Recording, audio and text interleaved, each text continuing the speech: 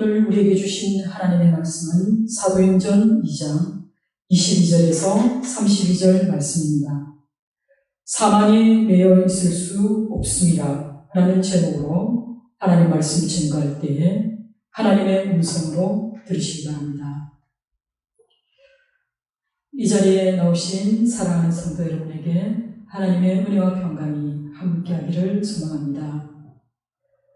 요 며칠 날씨가 많이 흐렸습니다. 그 흐림은 황사나 초미세먼지로 인해서 우리의 앞이 마치 암울한 미래를 보는 것처럼 암담하고 또 때로는 참담하게 느껴질 만큼 짙은 그리고 무거운 그런 먼지 속에 있었던 것 같습니다. 그런데 어제부터 시작된 비로 인해서 일정 부분 세상이 깨끗이 씻겨 나가는 것 같습니다.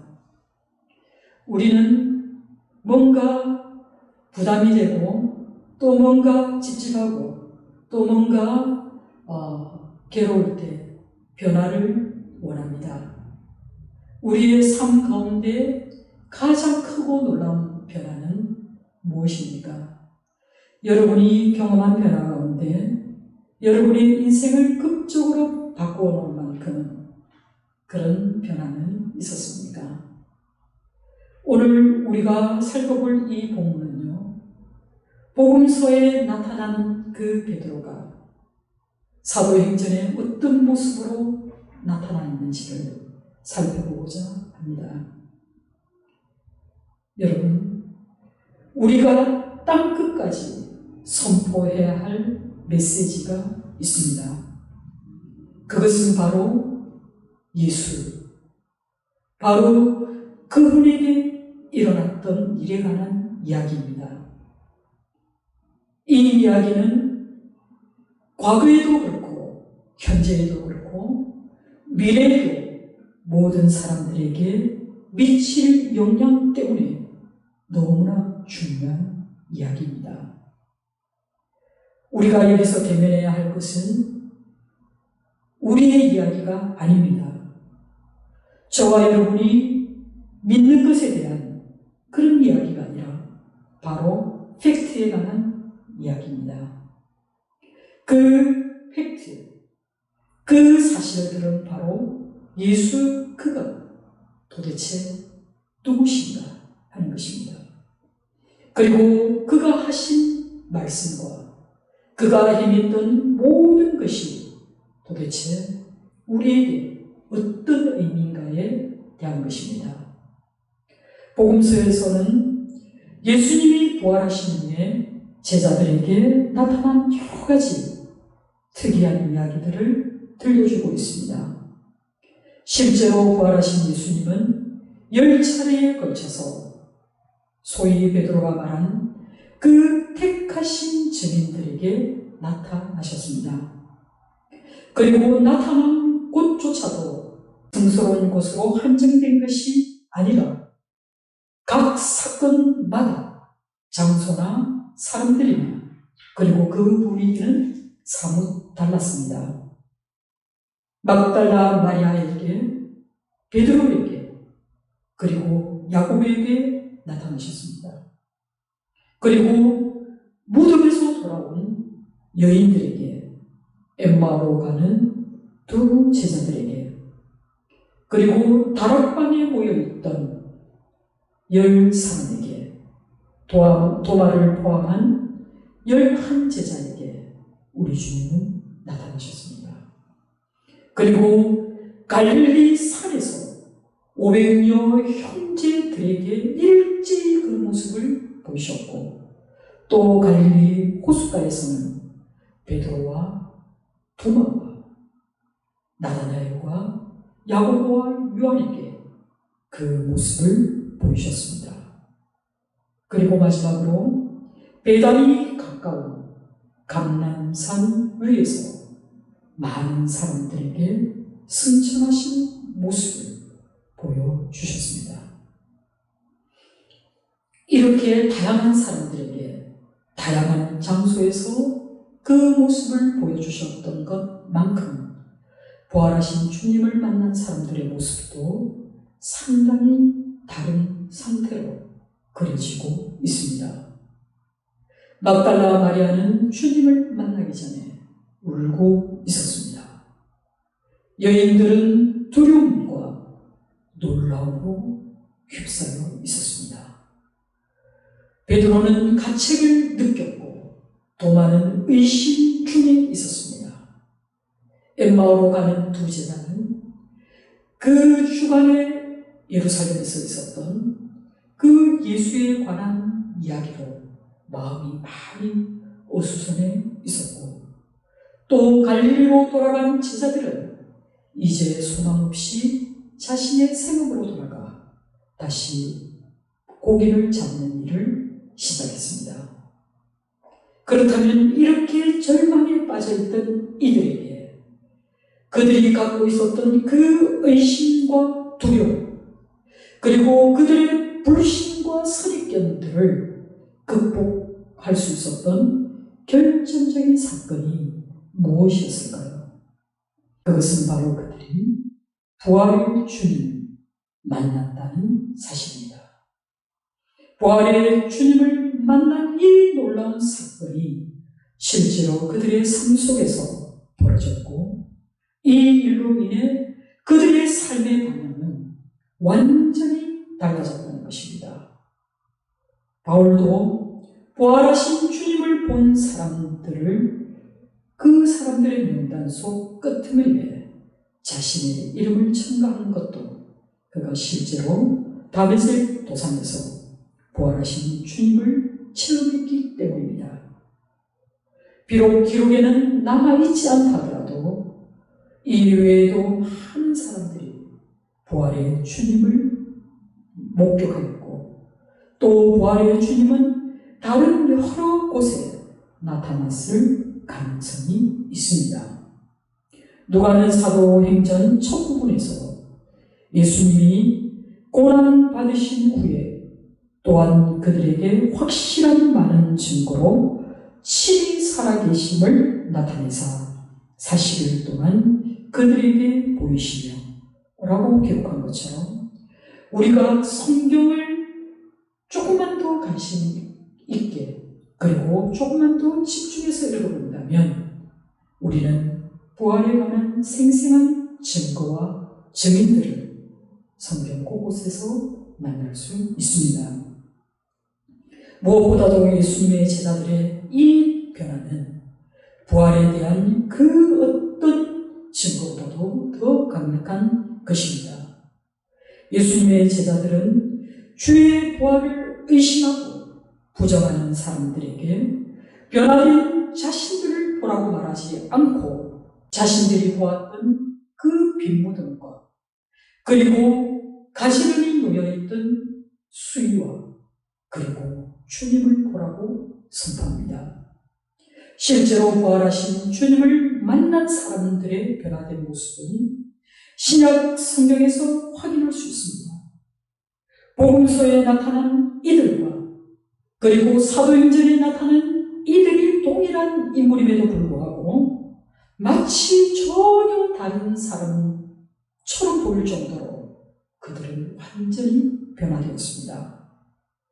복음서에서 그들은 그리스도의 죽음으로 낙담하고 그리고 환멸과 절망 가운데 있었지만, 사도행전에 나타난 동일한 그들은 그리스도의 이름을 위해서 자기의 생명조차도 아끼지 않고 또한 세상으로부터 천하를 어지럽혔다라고 일컬어질 만큼 사회적, 정신적 변혁을 몰고 왔던 그런 사람들로 변모되었습니다. 그렇다면 그들의 이런 새로운 믿음과 능력 그리고 기쁨과 사랑을 우리는 무엇으로 설명할 수 있을까요? 무엇이 그토록 놀라운 변화를 가져올 수 있었을까요? 이 놀라운 변화의 일부분이 바로 오순절 성령 강림입니다. 여러분, 성령 강림은요, 우리 주님이 부활하시고 승천하신 이후에 비로소 이루어졌습니다. 성령의 능력으로 변화와 변형을 주도했던 사람들 가운데 두 사람을 예를 들어 보겠습니다. 먼저 우리는 베드로의 경우를 만날 수 있습니다. 시몬 베드로는요, 그리스도의 고난 이야기를 하는 동안에는 슬그머니 사라집니다. 그런데 그리스도를 3번 부인하는 장면에서 베드로는 우리에게 아주 낯선 모습으로 등장합니다. 그는 비겁하고 예수님의 가르침과 능력을 전혀 체험하지 못한 사람처럼, 그리고 예수님과 전혀 상관없는 사람이냐 예수님을 저주하고 또 맹세합니다. 그러나 주님께서 말씀하신 대로 그가 3번 부인하였을 때 닭의 울음소리를 듣고, 그리고 신문 중에 있는 예수님의 그 눈빛이 그의 눈과 스칠 때 그는 그날 밤 밖으로 나가 심히 통곡하였습니다. 예수님이 죽음을 당하던 순간에도 다른 제자들과 함께 유대인들이 두려워서 문을 닫은 채 다락방에 있어야 했던 것이 바로 베드로의 형편이었습니다. 그런데요, 성경을 한두 장 더 넘겨보면 바로 예루살렘 그 집, 그 다락방 밖에 있는 돌계단 위에 서서 주님을 3번이나 부인하였던 그 베드로가 수많은 관중들을 향해서 담대하고 능력 있게 말씀을 전하는 모습을 우리는 보게 됩니다.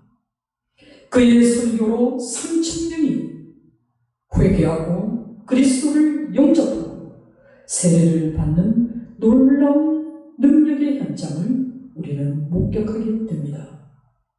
그리고 그 다음 장면은요, 예수님을 정죄하여 죽인 공회에서 논박하는 베드로.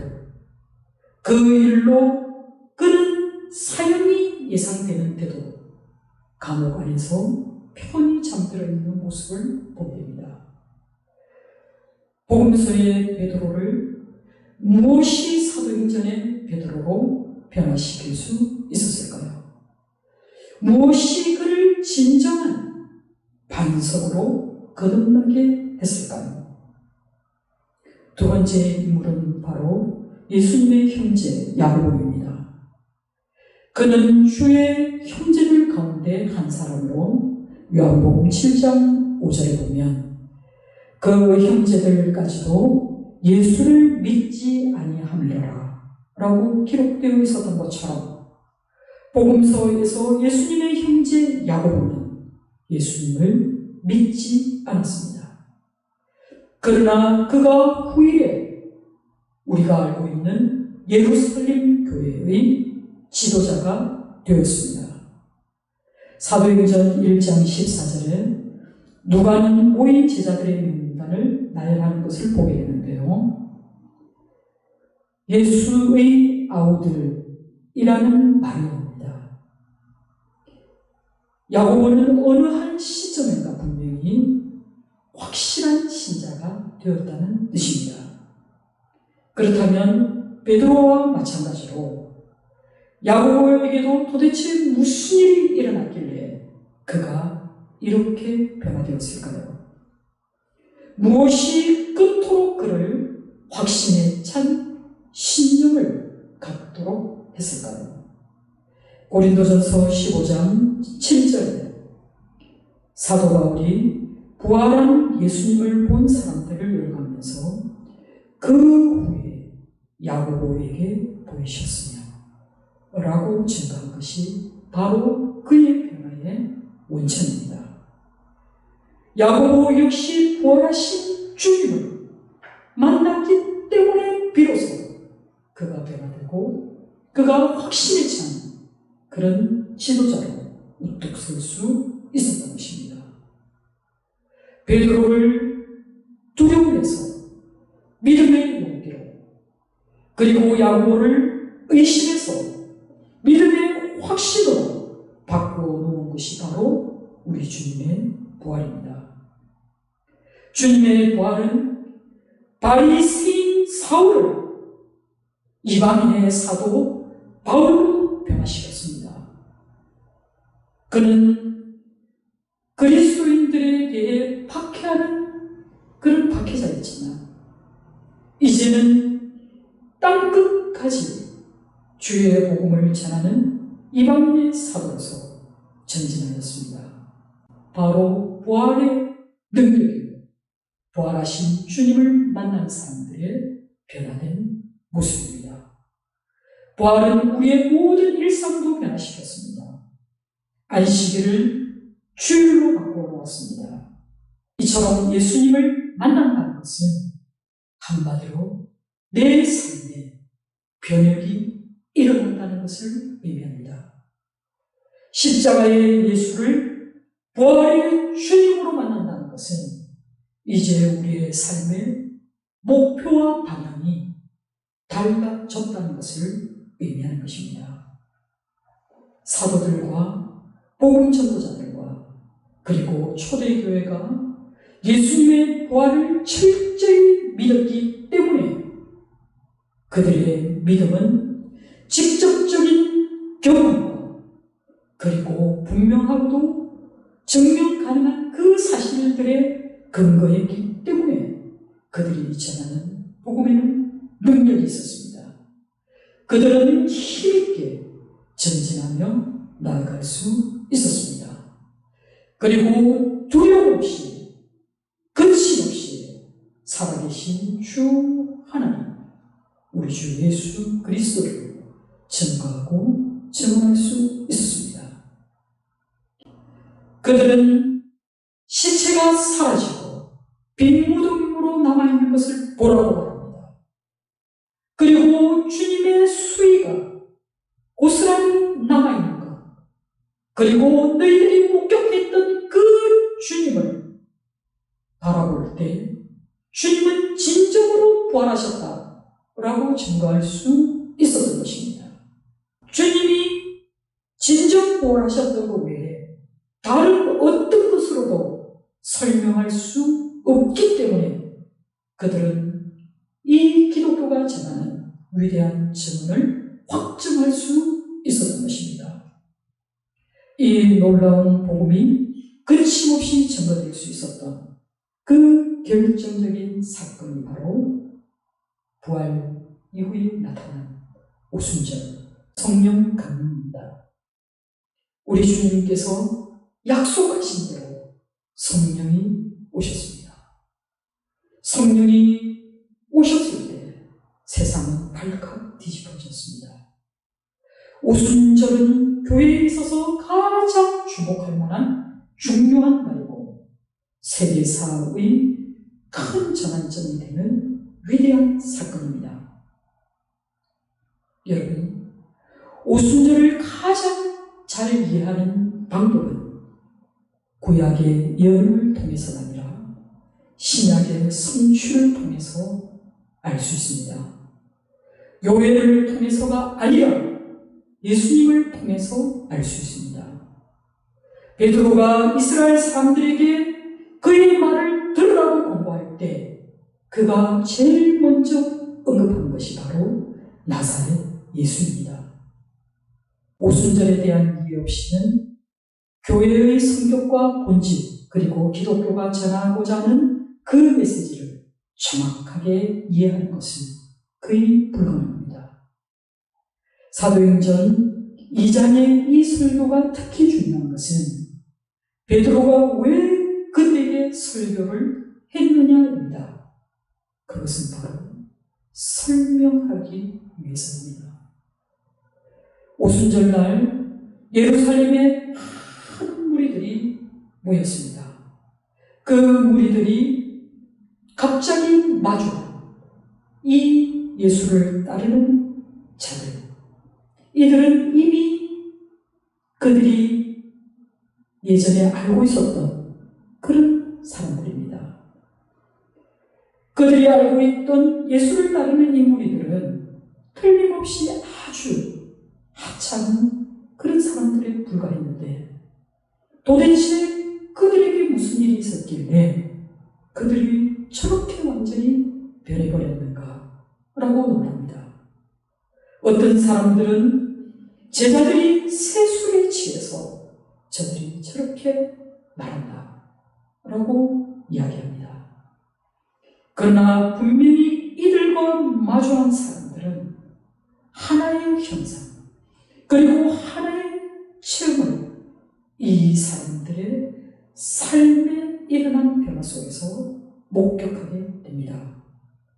그리고 그들에게 도대체 무슨 일이 일어났느냐고 물었을 때 베드로는 그 설교 중에 이 질문에 대답하게 됩니다. 먼저 베드로는요, 단지 자신의 체험을 언급하고 있지 않다는 겁니다. 내게 일어난 이 놀라운 일을 여러분도 경험할 수 있습니다 라고 말하고 있지 않다는 것입니다. 전혀 반대로 베드로는 사도행전 2장 설교에서 특별히 두 사람의 선지자를 인용합니다. 하나는 요엘의 예언입니다. 그리고 또 다른 하나는 다윗의 예언입니다. 이런 객관적인 사실을 청중들에게 제시함으로써 그는 성경의 말씀을 설명해주고 있는 것입니다.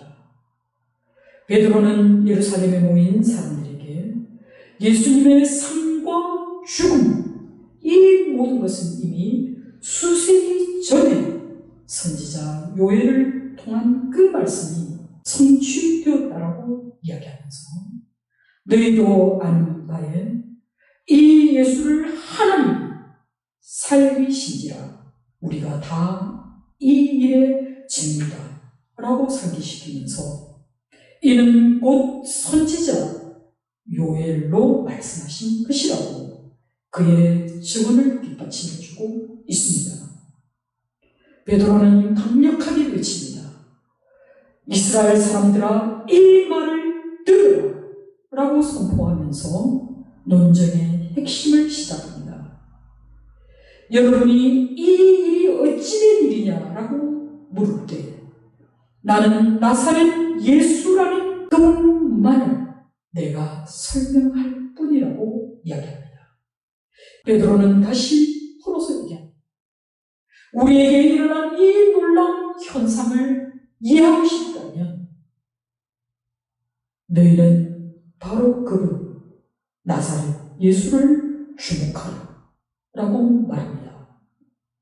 베드로는 주의 나심과 그리고 우리 주님의 가르침, 특히 그분의 십자가, 그분이 장사되신, 그리고 그분의 부활과 승천을 그들에게 증거하였습니다.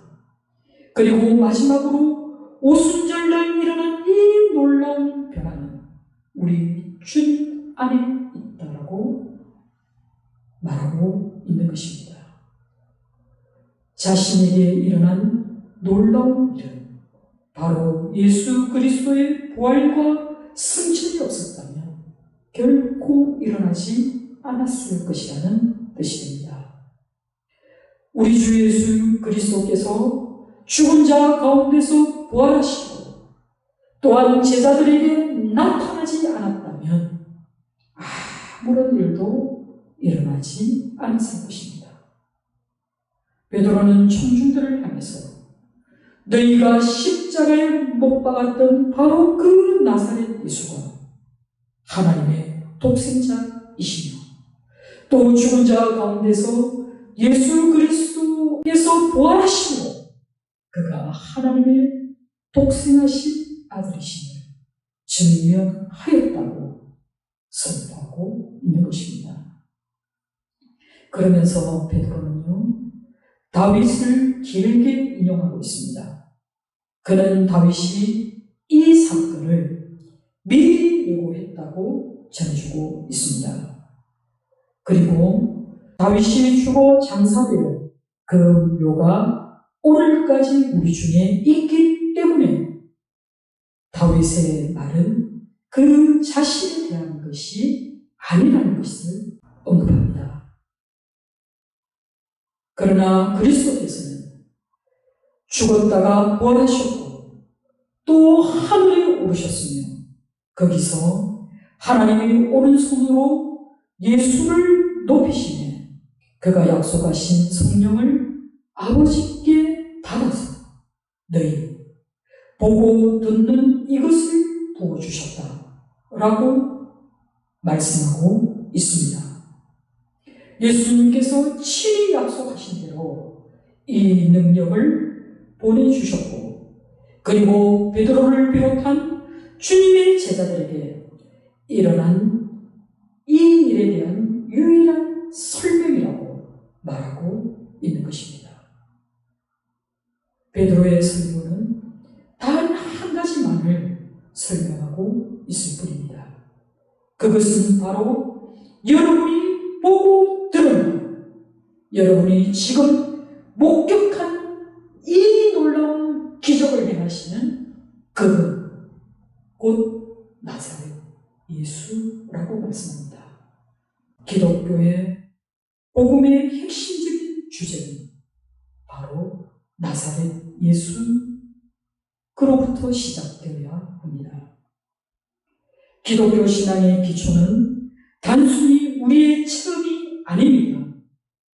사도 바울이 우리가 우리를 전파하는 것이 아니라 오직 그리스도 예수의 주 되신 것과 또 예수를 위하여 우리가 너희의 정인된 것을 전파한다라고 말하는 것처럼 우리는 우리 자신을 간증함으로써 예수께 나오면 여러분도 나처럼 변화를 체험할 수 있습니다 라고 말하는 것이 교회의 전도의 목적이 되어서는 안 된다는 것입니다. 우리가 전해야 할 것은 바로 복음 그 자체, 복음서가 기록한 바로 그 사실 뒤에 예언의 사실들을 제시하는 것만이 우리 복음 전도자의 사명인 것입니다. 우리가 전할 이 복음의 핵심은 내가 주저리 느끼고 깨달아지는 것을 얘기하는 것이 아니라 우리 하나님께서 우리에게 맡기신 그 말씀을 우리가 대언한 것, 이것이 우리의 유일한 설명이어야 한다는 것입니다. 선지자들이 전한 말씀을 살펴보십시오. 그들은 언제나 정확했습니다. 그리고 세세한 부분까지 정확하게 언급했습니다. 그들이 단 하나의 사실만 말했다면 그것은 우연일 수라고 말할 수 있을지도 모릅니다. 그러나 그들이 전한 그 수십 개의 세부적인 말씀들이 정확하고 또 일치했다는 것입니다.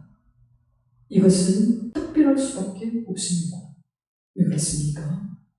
이 모든 것 뒤에 계시고 그리고 또 이 모든 것을 계시하시면서 이 모든 것을 알리시는 분이 바로 하나님이시기 때문입니다. 하나님이 택하신 그 종들에게 맡기신 그 말씀을 그대로 선지자들이 되어냈기 때문에 이것은 틀림없는 반드시 이루어질 하나님의 뜻인 것입니다. 그들은 한결같이 여호와의 말씀이 내게 임하면 여호와의 엄중한 말씀이라 주께서 내게 말씀하시되 라고 전하고 있다는 것입니다. 그들이 전하는 이 말씀은 자신의 체험에서 비롯된 것이 아니라 우리 주님께서 맡기신 그 말씀을 내가 받아서 말한다라는 그런 뜻이 될 것입니다. 이처럼 예수님의 삶과 죽음과 부활과 승천은 예언의 승치입니다. 이것은 그 누구도 반박할 수 없는 진리입니다. 사실입니다. 이 사실이 바로 베드로가 전한 설교의 기초이고 또 우리가 전해야 할 복음의 핵심인 것입니다. 베드로는 그의 설교에서 주님의 죽으심을 언급하면서 이렇게 말합니다. 그가 하나님의 정하신 뜻과 미리 아는 대로 내어준 바 되었거늘. 여러분, 기독교의 메시지는 그리스도의 십자가 죽음 우연이 아니라는 것입니다. 이것은 궁극적으로 인간에 의해서 성취된 것이 아니라 우리 하나님의 계획과 우리 하나님의 목적의 한 부분이라고 우리에게 증거하고 있는 것입니다. 오래전부터 우리 하나님께서 계획하고 계시하신 그 말씀이 영원하신 하나님, 위대하신 하나님께서 지금 그 계획을 이루고 계시고 또 그 계획의 일부분으로서 당신의 아들을 이 세상에 보내셔서 십자가에 죽기까지 하셨다는 것입니다. 그렇다면 여러분, 하나님의 계획의 목적은 무엇입니까? 그렇습니다. 구원입니다. 베드로가 요엘을 인용했던 것처럼 21절에 누구든지 주의 이름을 부르는 자는 구원을 얻으리라고 선포하였습니다. 무엇으로부터 구원입니까? 그것은 바로 영원한 멸망으로부터의 구원입니다. 사랑하는 성도 여러분, 우리가 반드시 깨달아야 할 것은 우리 모두는 너나 할 것 없이 이 세상 모든 사람들은 하나님을 거스르고 하나님께 범죄하였기 때문에 영원한 고통의 형벌을 받는 것이 마땅합니다. 그러나 우리 하나님의 놀라운 계획으로 우리에게 구원의 길을 제시해 주셨습니다. 그것은 하나님께서 이 사건들이 실제로 일어나기 수백 년 전에 이미 선지자를 통해서 그리고 수천 년 전에 이미 다윗이라는 선지자를 통해서 계시해 주신 말씀입니다. 그리고 이사야 선지자는 너희는 위로하라, 내 백성을 위로하라는 이 하나님의 말씀을 대언함으로써 모든 눈이 하나님의 구원을 보게 될 것이라는 이 엄청난 복음을 선포하였습니다. 우리 주 예수 그리스도께서 이 땅에 오신 이유가 바로 이것입니다. 온 세상이 하나님 앞에 죄를 범하였기 때문에 바울이 말한 것처럼 모든 사람이 죄를 범하였으면 하나님의 영광에 이르지 못하더니 라고 말한 것처럼 인간은 스스로 자신을 구원해낼 수 없기 때문에 우리 주님이 이 땅에 오셔야 했다고 말하고 있습니다. 우리 주님은 그가 정하신 뜻과 미리 아는 대로 내어준 바 되었다고 증언합니다. 하나님께서 우리의 죄를 담당시키기 위해서 당신의 아들을 이 세상에 보내주셨다는 놀라운 하나님의 구원 계획입니다. 하나님은 당신의 아들에게서 우리의 죄를 벌하셨습니다. 십자가를 계획하신 분이 하나님이십니다. 비록 실제로 인간들의 그 잔인한 손으로 우리 주님을 십자가에 못 박아 죽게 하였지만 하나님의 정하신 뜻과 우리가 미리 아는 대로 이루어지게 하신 것입니다. 이것이 하나님의 아들 안에서 그리고 그 아들의 죽음을 통해서 인간을 구원하시려는 하나님의 놀라운 구원의 계획입니다. 이것이 바로 하나님의 방법입니다. 이것을 증명하기 위해서 하나님께서는 당신의 아들을 다시 살리셨습니다.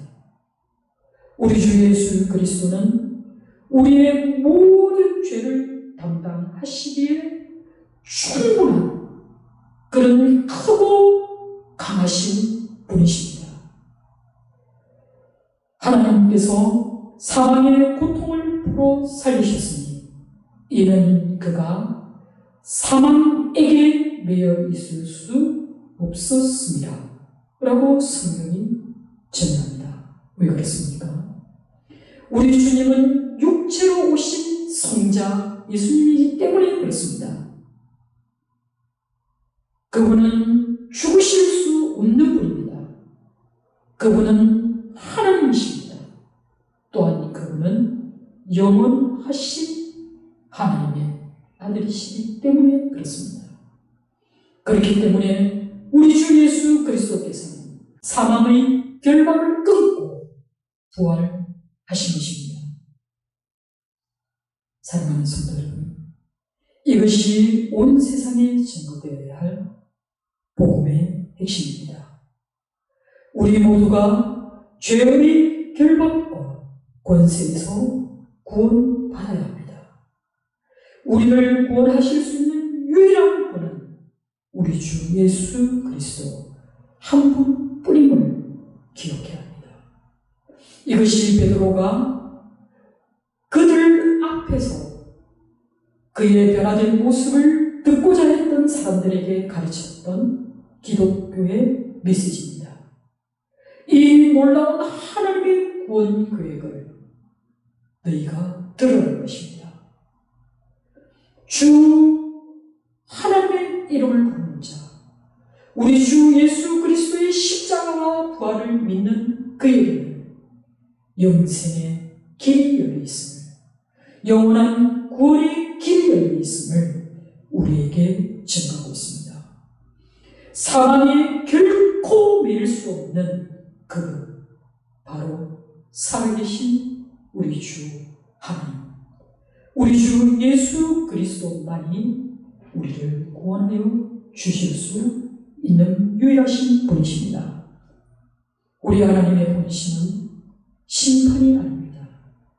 우리 하나님의 본심은 이 말씀을 듣는 모든 자들이 우리 주님 앞에 나와 회개하고 이 구원의 은총을 누리는 것입니다. 이것은 값없이 주시는 우리 하나님의 놀라운 은혜의 선물입니다.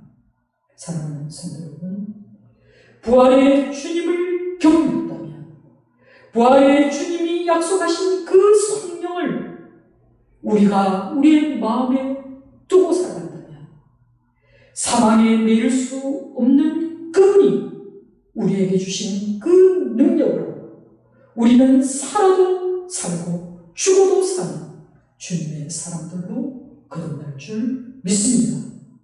우리가 전할 이 모든 복음의 핵심은 십자가 그리고 부활의 주님이심을 기억하시고 이 세상 끝나는 날까지 이 아름다운 복음을 증거하는 그런 증인의 삶을 살아가는 저와 여러분 다 되시기를 주님의 이름으로 축원합니다.